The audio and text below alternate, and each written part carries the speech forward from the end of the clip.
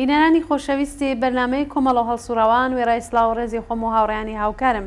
جارێکی تر هاتوینەتەوە خزمەتتان بۆ پێشکەشکردنی ئەڵلقێکی دیکە لەم بەرنمەیە. ئازیزان، ڕژیمی کۆماری ئیسلامی بە هەموو شێوەیەک و لەوانە بە ئێجامی خەڵکی ناڕازی و پەروەندەسازی بۆ زیندانیانی سیاسی و هەروەها هێرشبردنە سەر ماڵی هەڵسوراوانی کرێکاری و مەدەنی هەوڵ دەدات کە خەڵکی وەگیان هاتوو لە ستەمکاری و جنایەتەکانی خۆی چاوترسێن بکات. هەفتەی ڕابردوو شایەتی ئەدامی چەندین زیندانی سیاسی و هەروەها گرتن و هێرشبردنە سەر ماڵی خەڵک لە شارەکانی ئێران بە تایبەت کوردستان بووین. بۆ قسە و باز لەسەر ئەم بابەتە و ئامانجەکانی ڕژیم لەم کارە لە بەرنامەی ئەم جارەدا میوانداری هاوڕێ شۆڕشی کەریمی ئەنجامی کومیتەی ناوەندی کۆمەڵین و سەبارەت بەم تەوەرە قسە و باسکەین. فەرموون ئێوەی شتا کۆتایی لەگەڵمان بن.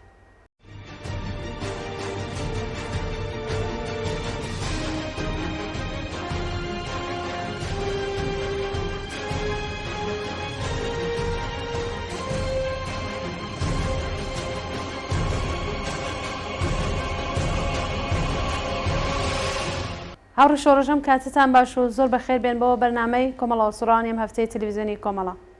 منی سڵاوم هەیە بۆ ئێوە و بۆ هەموو هاوڕێیانی هاوکارتان و هەروها ئەو کەسانەی کە چاو لە ئەم بەرنامە و تەلەڤیزیۆنی کۆمەڵە دەکەن. زۆر سپاس. هاوڕێ شۆڕژ ڕژیم بە چه هۆکار و هەدەفێک لەم هەلومەرجە پڕ لە قەیرانەدا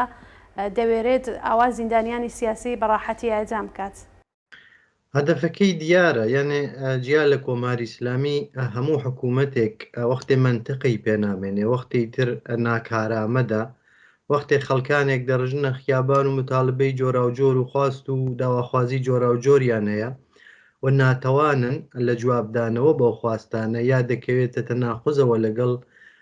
ئەو بۆچوونەوانەی کە ئەوان هیانە لە حکوومەتداری، لەو کاتدا دەست دەبن بۆ ئەبزاری سەرکوت، ئەو ئەبزارەی لە بەردەستیان ئەوەی بە کۆماری ئیسلامی هەڵدەگەڕێتەوە هەمیشە ئەبزاری سەرکوت ئاوە لە ناوبردن و ئەشکەنجە و ئازار ئەبزارێک بۆ لە دەستیا بۆی کە بە خەڵک تەحمێڵ بکات کە هەوەسی شتێک لە کۆماری ئیسلامیە ڕوخانی کۆماری ئیسلامی نەکەن. ئێستا ئێمە لە چەند مانگێک 6 مانگێک دوای شۆڕشی ژینا چەندین مانگ خەڵک لەسەر شقام بوو، داواخوازی جۆرا و جۆر هاتە مەیدان. کۆماری ئیسلامیش 40 ساڵە خۆی تاقی کردووەسەوە. ئەگەر بەراوردی بکەین هەموو یعنی ئەکسەریەتی لەناو ئەو کۆمەلگە لە ژیانێکی ئینسانی بێبەشن، نەتەنیا لە ژیانێکی ئینسانی بێبەشن خەریکن دەست و پەنجە نەرم دەکەنەوە لەبەرەوەی کە زیندوو بمێننەوە. چاو لە هەر کوێنەیەکی ئەو کۆمەلگا دەکەی ئازارێکی لێ دەبارێ. چاو لە اقتصاد بکەن، خەڵک هێش ناتوانێت بەو پارەیەی کە پێیان دەدەن، بەو دەستمۆزدەی کە پێیان دەدەن سکی ژن و مناڵەکەی تێر بکە. ماڵ و مەسکن بووە بە ئاواتێکی گەورەی ئەو خەڵکە کە پێم وایە ئەکسەریەتێکی ناوە خەڵکە لە خەویشدا لە ژێر دەسەڵاتی کۆماری ئیسلامیدا ناتوانێت بیبینێ کە خان و مەسکەنێکی ببێ. تماشای دەوا و دەرمان بکەن، ئەوەندە دەوا و دەرمان گران بووە حتا و کەسانەی کە احتیاجیان بە داروهای پێ و پێداویستی هایەکی ئاویژەیە دەستیان ناکەوێت، یا ئەگەر دەستیان نەکەوێ ئەبێ ماڵ و حاڵی خۆیان هەڕاج بکەن. تماشای ئاموزش و پەروەرشکن وایان لێ کردووە بۆ بە سیستمێکی بۆ بە سیستمێکە پوڵیان بۆ تەولید دەکا. تماشای کۆنکور و دانشکاکایان بکەن، کاسپی پێوەکەن و خەڵکی هەژار و فەقیریش چارەیەکی نییە، یا ناتوانای مناڵەکەی بنێرێتە مەدرسە، یا دەبینین ملیێنها منداڵە بێ لەسەر شەقامەکاندا کار بکەن. لەناو خودی ڕۆژنامەهای بەرحاڵ نزیک لە حکوومەت وەکو هەمشاریەوانەدا دەبینی کە گزارش ئەدەنە دەرەوە کە ئاماری کولیە فرۆشی چوەسە سەرەوە، ئاماری قەرینەی چاوفرۆشتن چوەسە سەرەوە. ئێمە لە ژێر دەسەڵاتی ئاوەها حکوومەتێکە لە پیراموندا دەبینی مەسەڵەن خەڵکی کورد و خەڵکی بەلوچ و خەڵکی عەرەبیان وا لێ کردووە کە حتا کاریشیان دەست ناکەوێت. بەشێکی زۆر لەو خەڵکە یا جوانان تەحسیڵاتی دانشگاییان تەواو کردووە بەڵام بێکارن، هیچ ئاسۆیەکیان نییە. چاومان لێ ڕۆژانە لەسەر مەرزەکاندا کۆڵبەر دەکوژن، سوخت بەر دەکوژن، دەستگیریان دەکەن، بێ ڕێزیان پێ دەکەن و لە کناری هەموو ئەمانەیشەدا فشارێکی زۆر لە ڕادەبەدەر بۆ ژنان هەیە، بۆ کەسانێک کە بیرێکیان هەیە، بۆ ڕۆشنبیران هەیە. و هەموو ئەمان تۆ لە ناو خیاباندا دەبینی یانێ حتا حکوومەت ئەو کەسانش کە کاریان بەسەریەوە نیە و کاری وایان لێ دەکات لە ناو سیستەمێکی ئاوەهادا بژیت ئەو کەسانەیش کە هەر ڕفتیان بەسەر سیاستەوە یان نانەوێ بەڕاستی سیاست بکەنەوەمانە مەجبورن دژی کۆماری ئیسلامی بکەن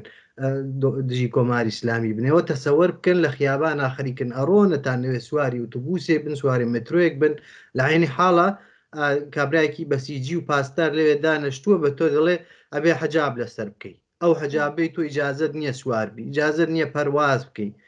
علیباسەکان دەبێ بگۆڕی بەرحاڵ دەست بەسەرت دەکەن یعنی تحقیرێکی ئالە و نۆعەدا ئینسان وا لێ دەکا کە شۆڕشێکی جەماوەری لەوەی کە ئێمە بینیمانە بە ناوی شۆڕشی ژینە هاتەکایەوە و لە مقابل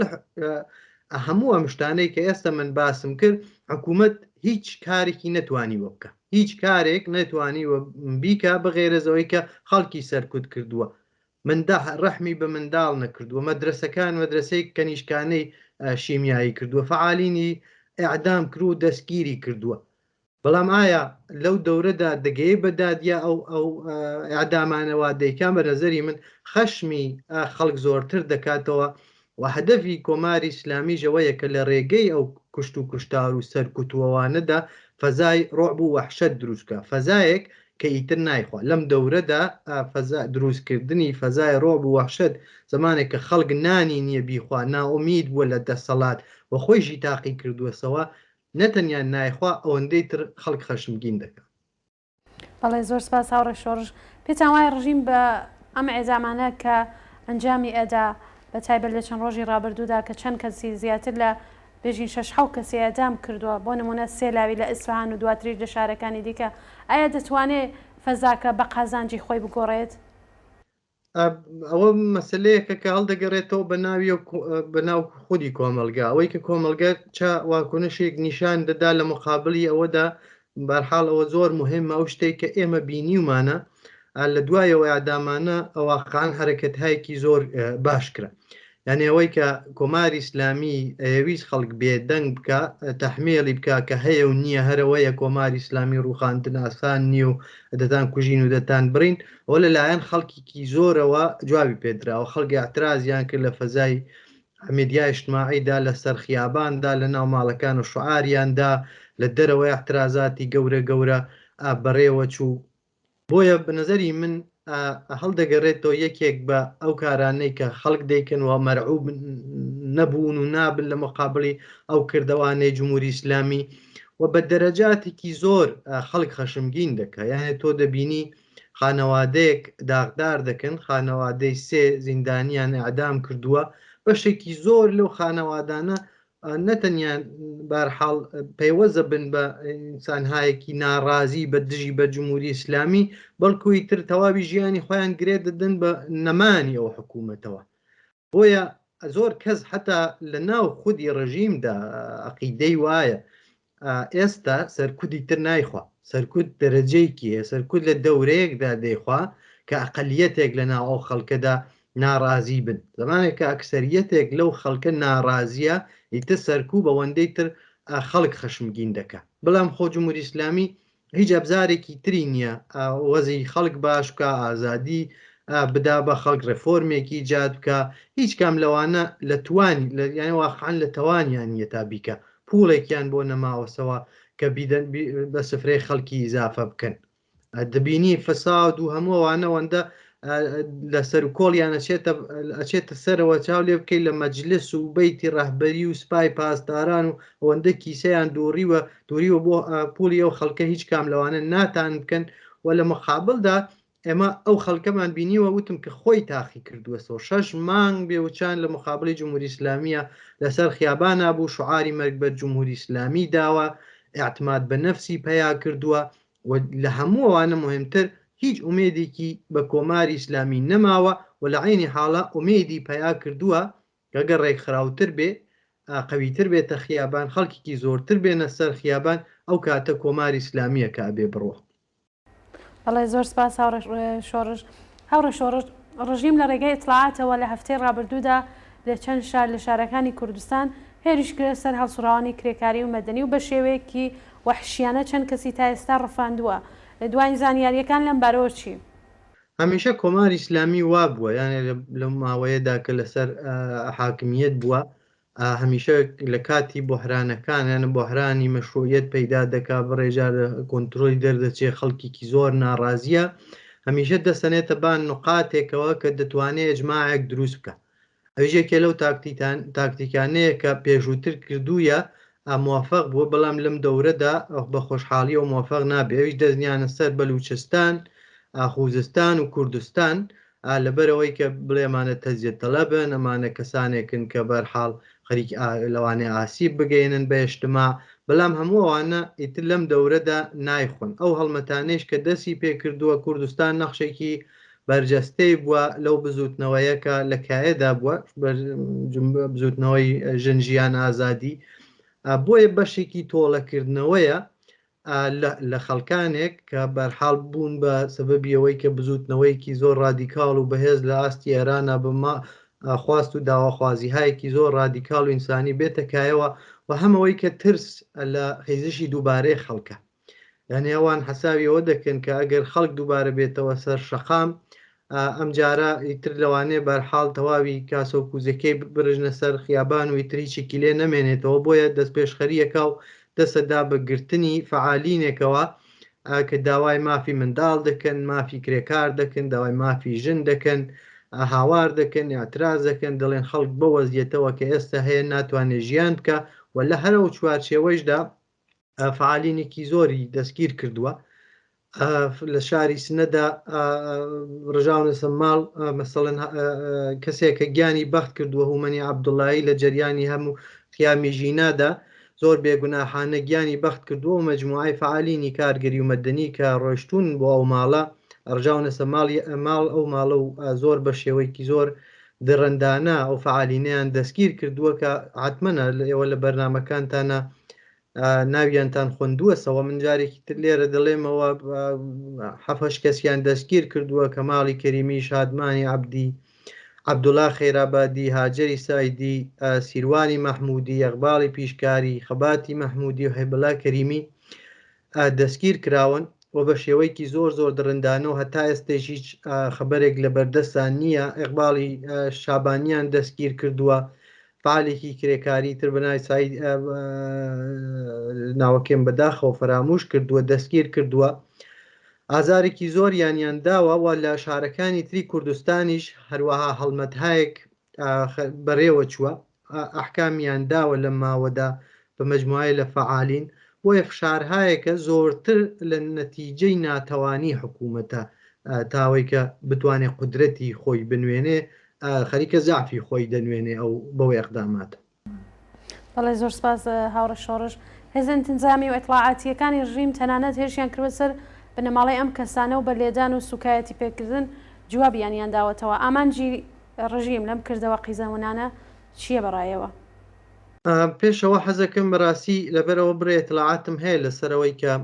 چۆن وەک دڕندانە هێرشیان کردووە سەر بنەماڵانە ئەتڵاعاتێکی کورد بدەم ئەویشەوەیە کە ئەو خانەوادانە مەجموعەیەک هەموو کەسانێک کە ناویانم لێرە ئارستان کرد ئەچنە بر ئەتڵاعات و داوای ئازادبوونی کەسوکاریان دەکەن یا باوک یا خۆی شک بەرحاڵ کەسوکاریان برایان داوای ئازادی دەکەن بەڵام لە نزیکی سەعاتی 12 نیمەڕۆدا دەڕژنە سەریانە و بە شێوەیەکی زۆر بێ سابقە تەخاکەن ئەمر سەریان تەخەی هەوایی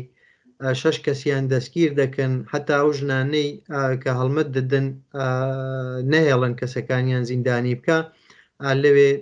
بەرحاڵ کوتەکیان دەدەن 6 کەس لە نەهایەتا دەستگیر دەکەن ئەو 6 کەسەیش کە بەرحاڵ دەبنە ماڵەوە بە نەوعێکێکەنە ئازار بەسەر زیندانیانێکەوە گیراوە دانێک لەوانە مەسڵن کاگێقباڵی پیشکاری کوڕەکەی کیان و ژنەکەی گوڵاڵە دەگیرن ئەی بە نەژوورەوە هەر لەوێ ئەیکەنە ئازارێک بەسەر خودی ئەقباڵی پیشکاریەوە ئەنێ بەرحاڵ بەنەوعێک ئەوەندەی تر ئازار و ئەشکەنجەیەکی ڕەوانی کاوە کوڕەکەت و ژنەکەی شتگیراوە بەرحاڵ دلێری کەریمی دەگیریە کە ئەویش هەر لەوێ ئەیکەنە ئازار بەسەر باوکیەوە منزورمەوەیە کە لە کولدا بەرحاڵ هەموو ئەو کارانەی کە دەیکەن ئازار نواندن بەرحاڵ نیشاندانی چنگ و دیانیان هەموو لەوەی کە دەترسن، یعنی ترسە لەوەی کە مەسەڵەن ئێستا فەزای شاری سنە ئەو فعالینە بەناوبانگن لە ناو خەڵکدا، ترس لەوەی کە خەڵک کۆ ببێتەوە، خەڵک کۆ ببێتەوە داوا بکەن ئایا لە کام قانوندا لە کام وڵاتی دنیادا کەسێک بڕێ بۆ پرسا یا بڕێ بۆ سەردان کەسێکە ئازاری دیوە بەدەست خودی ئەم حکوومەتەوە دەبێت برژنە ملسەریانەوە ئاوا دەستگیری بکەن. ئەگەر ترس نەبێ هیچ شتێکی تر ناتوانێت جوابی بداتەوە لە ئەگەر وڵاتێکی ئینسانی بێ دەبێت تەشویقنامەیان پێ بدەن لەبەرەوەی کە چوون بەدەم کەسێکەوە کە نەیان ناسیوە، ئازاری بینیوە کوڕەکەی بەدەست حکوومەتێک کوژرا و کوڕێکی جەوان هیچ گوناهێکیشی نەبووە. بەڵام ئێستا لەو کاتەدا ئاوا دەڕژنە ملسەریانە هەروە کەوتم ترسە لەوەی کە ئەو خانەوادانە خەڵکی ناو شار دەنگیان ببیستێ پەیوەست ببن پیانەوە وامە ببێتە باعسی ئاعترازێکی بەربڵاوتر و گەورەتر. بەڵێ زۆر سپاس هاوڕێ شۆڕش. هەڵوێستی خەڵک لە بەرامبەر ئەم وحشیگەریە ڕژیمدا چۆن بووە تا ئێستا؟ هەڵوێستی خەڵک بەداخەوە زۆر ڕزانەی نەکراوەتەوە. من حەزەکەم لێرە یەکدانە انتقادیش بگرم. انتقادەکە لە تەلەڤیزیۆن هایەک بەتایبەتی لە کوردستان یا ڕەسانەهایی کە لە کوردستانە هەیە نییە، بەڵام بەداخەوە ڕەسانەهای ناوەند بەتایبەتی ڕاست ڕەسانەهای گەورە هەرەوەندەی کە دەبیستن فعالێکی کرێکاری فعالێکی مەدەنی لە کوردستانە پشتگوێ دەخرێت بە نسبەتی ئەو کەسانەی کە لە ناوەندا دەگیرین یا لە شارهای مەرکەزیدا بەرحاڵ بە هەر دەلایلێکی تر زۆر بەرچاوی ترە. ئەمە و تەبعیزە حتا تەبعیزی خەبەریش هەیە واقعان بەداخەوە. بەڵام لە ڕسانەکانەوە زۆر دەنگی داوەتەوە لە ڕسانەهای بەتایبەتی کوردستانەوە خەڵکێکی زۆر ئەبرازی نیگەرانیان کرد، ئەبرازی خەشمی خۆیان دەربڕیوە، چوون سەردانی خانەوادەکانیان کردووە، ویستویانە بەرحاڵ ئەشکەنجە و ئازاریان بدەن و حتا بیان ترسێنن لەوەی کە حەقتان نییە ارتباط بگرن لە تەک کەسێکە ئەو ئازارانەوە کوتەکانەی کە خواردووتانە بە کەسی تر بێڵێن، بەڵام بە خۆشحاڵیەوە خەڵک سەردانیانی کردووە، خەڵک ناڕزایەتی و ناڕەحەتی خۆی دەربڕیوە و دیارە ئەوە شتێک نییە لە کوردستانە بەرحاڵ بەو ئاسانیە بێژین کە خەڵکی واکۆنشێکی نەبووە بە خۆشحاڵیەوە واکۆنشی خەڵک بە نسبەتی ئەو دڕندەیەی کۆماری ئیسلامی هەمیشەیە اعتراز بووە و نیشاندانی ناڕەحەتی. بەڵێ زۆر سپاس هاوڕێ شۆڕش. هاوڕێ شۆڕش لە دەرەوەی وڵات چی کراوە و پێت وایە دەبێت چی بکرێت بۆ ئەم هەڵسوڕەوانەی کە تا ئێستا گیراون؟ تقریبن هەر هەموو ئەو کارانەی کە بەرحاڵ کراوە تا ئێستا لە دەرەوەی اعتراز بکرێت، ئاکسیۆندا بدنرێت، ناوەکانیان بدرێ بە نەهادهای حقوق بەشەری، سازمانهای حقوق بەشەری، زۆرتر لە ناو کۆمەڵگەی مەدەنی ئێرەدا ڕێکخراوەهای مەدەنی و رادیکاڵی ئێرەدا ناوی ئەو کەسانە وەکو فعالین هەمیشە کراوە دووبارە بکرێتەوە. ئەوە بەرحاڵ ببێ بە نەوعێک فشار بۆ سەر جمهوری ئیسلامی بە تایبەتی بەرحاڵەوەی کە لە ناو خودی میدیاهای ئەم وڵاتانە ئەو ناوانە بەرحاڵ بدرێ پێیان فشارێک بێ بەسەر جمهوری ئیسلامیەوە و بۆ ئاسانیە بەرحاڵ لەسەری نەگوزەر.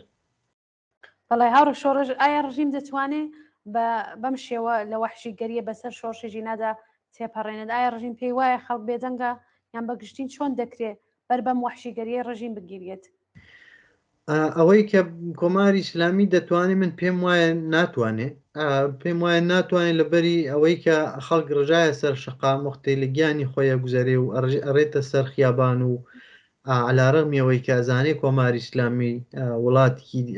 حکوومەتێکی دڕندەیە، ڕەحم و مرۆڤەتی تایە ئینسانیت لایەن مانایەکی نیێڕێتە سەر خیابان و شعار دەدا، داواخوازی هەیە. جاو داواخوازیە ڕەنگی جۆرا و جۆری هەیە، داواخوازی خەڵکان بەرحاڵ متفاوتە لە خەڵکی تەبەقەی کرێکار و هەژارەوە بیگرە هەتا دانشجوو و معلم و نەتەوەهای ژێر ستەمی ئێران و ژنان و هەموو ئەوانە بەرحاڵ متاڵبەهایەکیان هەیە، خواستێکیان هەیە وەختێچنە سەر شەقام و لە بعادێکی ئەوە گەورەدا، یعنێ ئەوە نەبوو ئێمە لەو بزوتنەوەدا شارێک بێ 5 شار بێ 10 شار بێ لە زیاتر لە بەرحاڵ 150 شاردا ڕۆژانە نەتەنیا لەسەر خیابان لە دانشگا لە مەدرسە لە هەموو شوێنێک ئێمە شایەدی ئاعتراض بووین.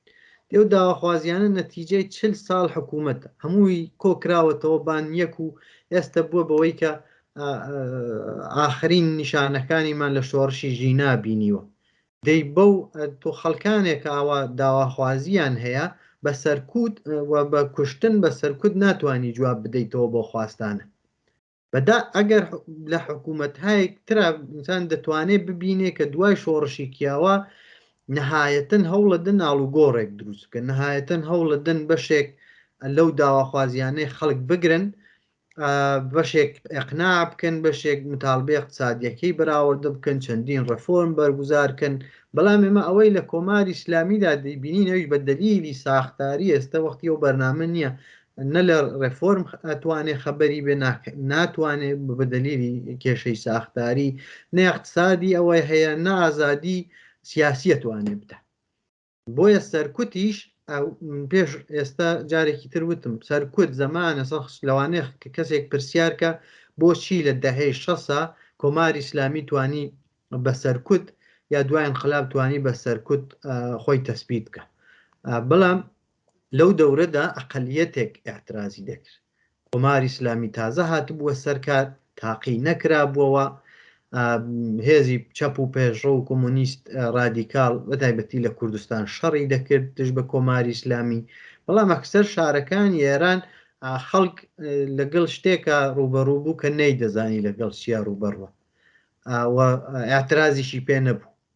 بەڵام ئێستا ئێمە دوای گوزەرانی 42 ساڵ لە عمری جمهوری ئیسلامی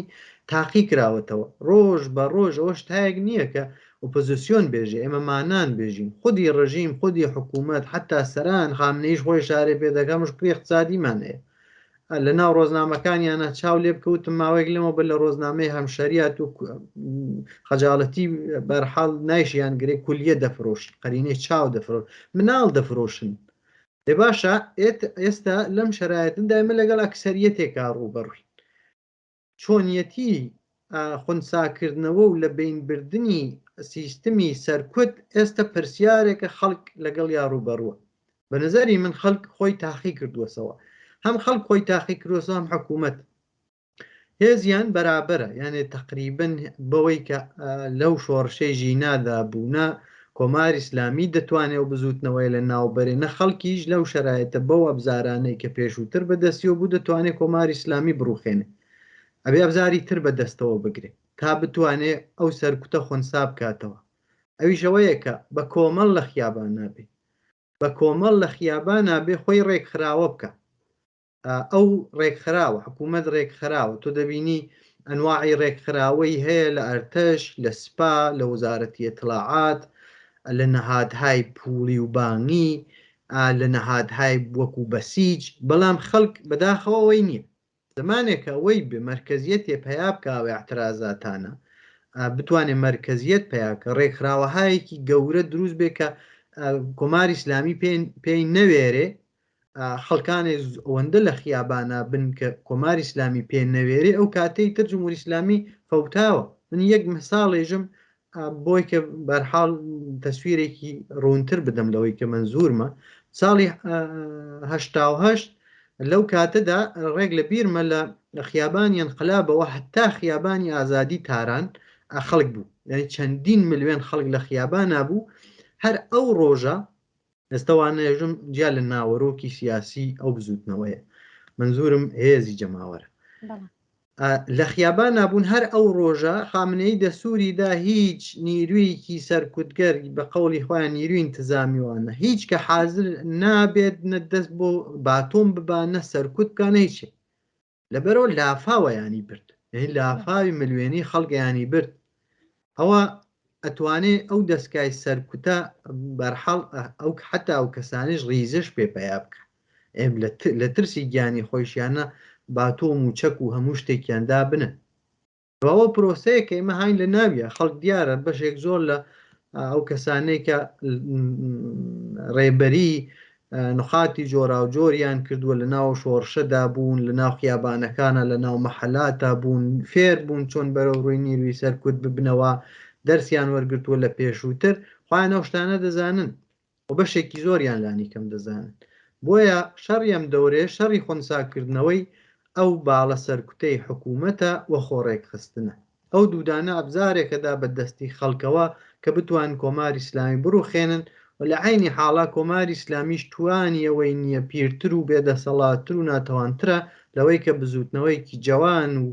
پڕداواخوازی وەکو بزوتنەوەی شۆڕشی ژینا لە ناوبەرێ. بەڵێ زۆر سپاس هاوڕێ شۆڕش. من پرسیارێکم نەماوە ئەگەر بۆ خۆتان وتەیەکتان هەیە کە پێتان وایە لە کاتی بەرنامەکە ئیشارەتان پێ نەکردووە فەرموو. من تەنیا واڵم لە هەر کوێک هەن لە هەر کوێ ژیانەکەن ڕێکخراوە ڕێکخراوبوون شتایەکی انتزاعی نییە لە ناو تەسەوردا بە وجود بێ، لە ناو دڵی خەڵکدا بە وجود دێ، لەو شوێنەی ژیان دەکەن بە وجود دێ، بۆ قسانەی کە دەیکەن اتحادی بینی خەڵک دروست دەکەن، نیشان دەدەن کە بەرحاڵ دەتوانن ئیدەها و شتایەکی باش ببنە ناو خەڵک. واوەیش لە هەر کوێ یعنی منزورێکی منەوەیە لەسەر کار، لە ناو مەحەلە، لە ناو مەدرسە، لە ناو دانشگا، لە ناو کارگا، لە ناو کارخانە، لە هەر شوێنێکەژی لە ئاوایی، لە هەستەی متالعاتی، لە ناو وەرزش و فوتباڵ، لە هەر کوێکە هەن تعداد ئینسان وەختی بە دەوریەکە جەمە بنەوە بیرەکەنەوە بیرەکانیان نەبانیەکەوە، دەردێک لە دەردەکان کەم دەکەنەوە یا بیری لێ دەکەنەوە کە چۆن دەتوانن کارێ بکەن، دەردێک لە دەردی و خەڵکە کەمکەنەوە، هەروە هەوڵ بدەن کۆماری ئیسلامی بڕوخێ ئەو بۆ خۆی ڕێکخراوێک هەم تەجروبە پیا دەکەن، هەم دەتوانن لەگەڵ خەڵکانێکە کە تەجروبەی ئەو ڕێکخراوە بوونیانە هەیە مەشوەرە دووەربگرن. و ئەنجا لەو شەرایەتەیشدا کە تعدادێکی زۆر لە فەعالین گیراون بەدەمی خانەوادەکانیانەوە بن، یارمەتیان بکەن، هەوڵ بدەن اعتراض سازمان بدەن، هەوڵ بدەن بە تایبەتی و کەسانەی وای ئەعدامەکەن. جمهوری ئیسلامی خۆی تاقی دەکاتەوە دووبارە سەرنجاو لێ بکەن تاقی دەکاتەوە، بزانێ ئەگە دووسێک کەس ئەعدامکە واکۆنشی خەڵک چییە. ئەوڵ واکۆنش زۆر مهمە، ئەگەر ئەو واکۆنشە زۆر بەقووەت بێت خەڵکانێکی زۆر ناڕزایەتی دەرببرن، ئەو کاتە جمهوری ئیسلامیش ئەوانیش بیر دەکەنەوەی تر و تاقای فکریان هەیە بزان هەزینەی فایدە و زەرەرەکەی چەندێک. لەو حاڵەتەیشدا ئەوەش بەر بە ئەعدامی خەڵکی زۆرتر دەگرێنێ ئاعترازکردن لە خیابانە بوون و شکلی ئاعترازی ژەرەوە نییە لە خیابانابی، بە دیوار نوویسیە، بە بەنێر ئاگردانە، بە فلایر بڵاوکردنەوە یا ئیطلاعیە لە ناو خەڵک بڵاوکردنەوەیە، بە نەشریە دروستکردن لە بینی خەڵکە تەوزیعکردنە، ئەنواعی لەو خودی و شۆڕشەی ژینادا ئەنواعی لەو نوعانەمان بینی شکلی ئاعتراز، جگەلەوەی کە حتا ڕوبەڕووی مستەقیم نەبیتەوە لەگەڵ دەستگای سەرکوتە. ئەوە بزوتنەوە زیندوو نگاتێرێ ئەو هەوڵانەی کۆماری ئیسلامیش کە فەزای سەرکوتە بەسەر جامەعەدا وانێش خونسا دەکاتەوە. بەڵێ جارێکی تر سپاس بۆیەوە هاوڕێ شۆڕش کە بەشدار بوون لەم بەرنامەیە. سپاس بۆیەوە. بەڵێ بینانی خۆشەویست، سپاس بۆ هاوڕێ شۆڕشی کەریمی ئەنجامی کمیتەی ناوەندی کۆمەڵە کە لە بەرنامەی کۆمەڵەوە سوڕەوانی ئەم هەفتەمان بەشدار بوو. بەڵێ خۆشەویستان، ئەوەی کە بینیتان بەرنمەیەکی تر بوو لە بەرنمەکانی کۆمەڵەوە هەڵسوڕەوان کە لەیان هاوڕێیانی کمیتەی تەشکیلاتی نهێنی کۆمەڵە واتە تەکشەوە ئامادە و پێشکەشتان دەکرێت. تەوەری بەرنمەکەمان هێرشی ڕژیم بۆ سەرکرێکاران و هەڵسوڕەوانی مەدەنی لە شارەکان و ئەعدامی زیندانیان بوو کاوێڕای هاوڕێ شۆڕش کەریمی ئەنجامی کمیتەی ناوەندی کۆمەڵە چاوتێمان کرد. تا بەرنمەیەکی تر و کۆمەڵە هەڵسوڕەوانێکی تر ژن ژیان ئازاتیتان باش.